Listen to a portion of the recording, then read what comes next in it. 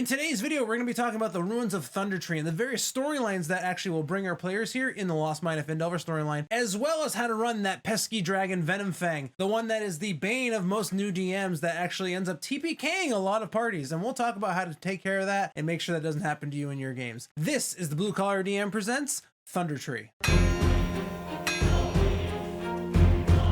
The ruins of Thundertree are located just west from where the Neverwinter River emerges from the Neverwinter Wood, about 50 miles north of Phandalin. Once a prosperous town, which, if you haven't noticed, doesn't last very long in Faerun, Thundertree was actually destroyed after the eruption of Mount Hotnow just to the north. Most of the villagers actually fell from this eruption, with the few remaining survivors actually succumbing to this mystical ash that spewed out of the volcano, which then caused a number of our villagers to actually turn into zombies. Some of the zombies actually still remain due to the mystical forces at play here, while the rest of the town is actually overrun with twig blights and giant spiders attracted to the mystical magical energies that are still permeating the area. As a result, most of the buildings in this village are just flat out destroyed, with the few remaining intact buildings are left for our adventurers to go ahead and explore, provided that they aren't killed by any of the twig blights or eaten by the giant spiders that inhabit the area. Today we're going to be covering the major landmarks that are important and impactful on our players here in the village of Thundertree. If you find something of value in today's video, make sure you smash that like button and also subscribe to the channel so that way we continue to grow this community that's dedicated to helping out new players and new dungeon masters navigate the channels known as Dungeons and Dragons. To start us off, we actually have, in order of relative importance, the herbalist shop at location number 9. This is actually the location of the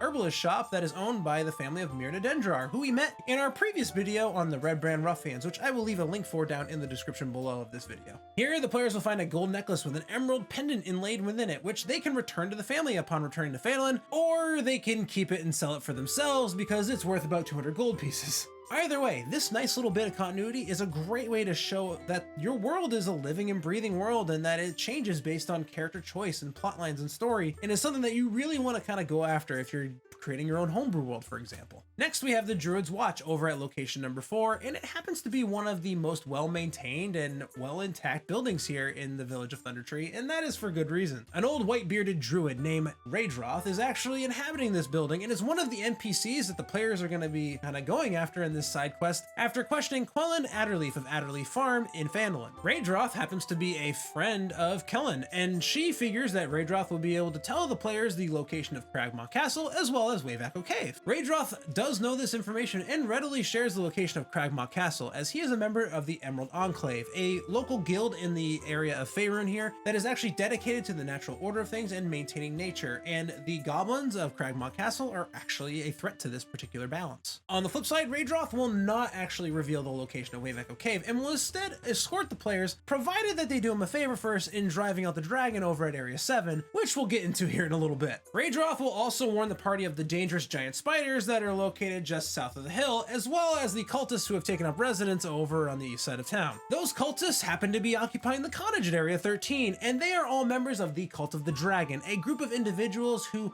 seek out powerful chromatic dragons and hope to strike alliances and allegiances with them. These particular cultists actually track the green dragon from its original lair all the way here to its lair here in the village of Thundertree, hoping to parlay its favor sometime down the line. The cultists have barred themselves into this particular cottage, and a DC 20 strength check will allow the players to force their way through the door. When role-playing these cultists, they'd actually rather be left alone and are not interested in fighting the party whatsoever. One of them, a young man named Favric, actually hopes to rise to the ranks of the Cult of the Dragon fairly quickly, and as a result really wants to strike that alliance with the green dragon that happens to be occupying the tower. If the players express similar interest, Favric will broker a deal. However, he will offer them as tribute to the green dragon as soon as they walk in, and if a fight does break out, the cultists will side with the green dragon in any of these fights in the future. Finally, the moment you've all been waiting for, the encounter with Venomfang, the green dragon over at area number 7. Venomfang recently claimed this tower as his own, possibly driven away from his previous lair. The giant spider corpses on the outside of the tower are likely the former inhabitants of this once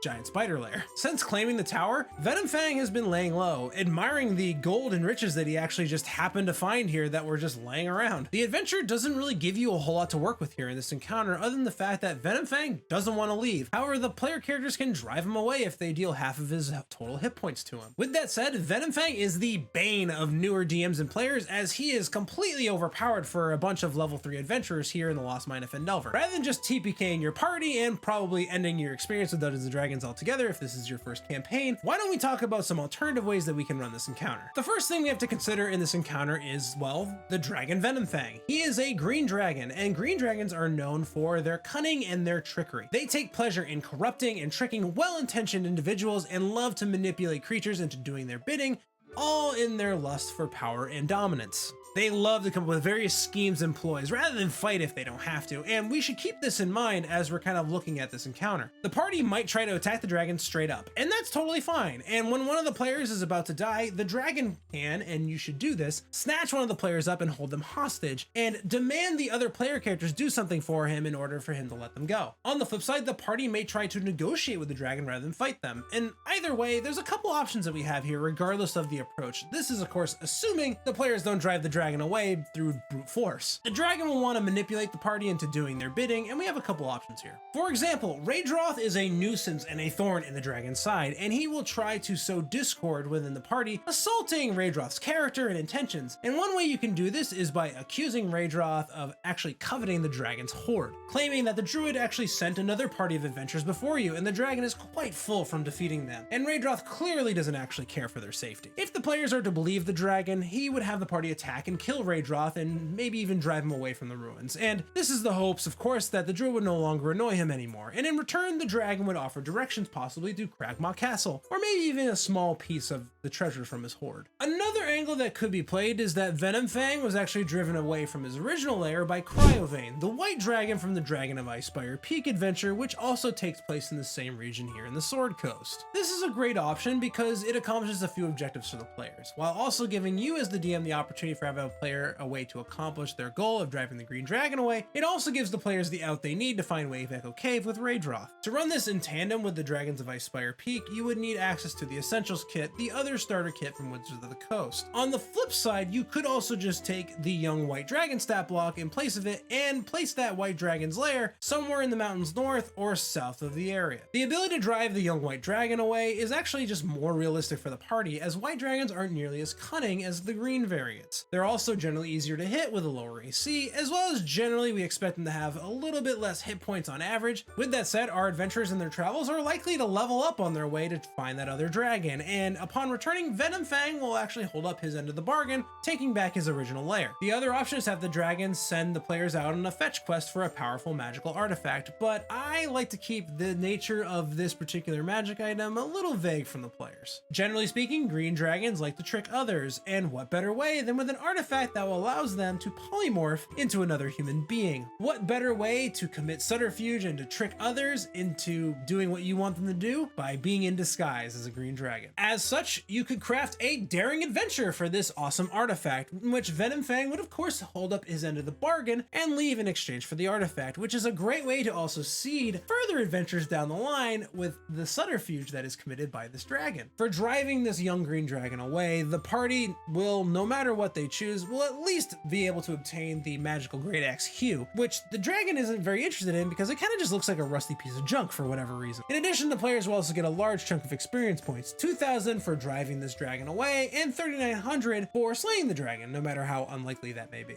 In addition, the party will likely obtain the locations of both Cragmaw Castle and possibly Wave Echo Cave, two very important landmarks in our story.